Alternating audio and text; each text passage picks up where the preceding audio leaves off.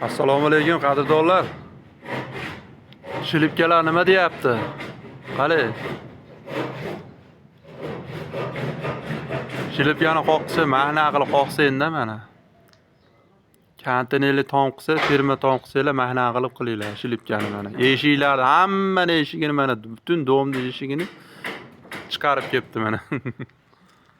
Hozir mana tomshuvoqda qilinayotgan jarayonni ko'rsatamiz mana. Mana qadrdonlar, tomshuvoq yana firma tom bo'lgan. Tagidagi shilibkasi eshik faqat. Uyda eshiklardan terilgan ekan. Ko'rsatganimdek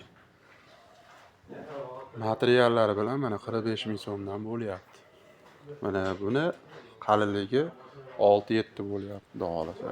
Yer jami kvadrati 300 kvadratga bo'lgan.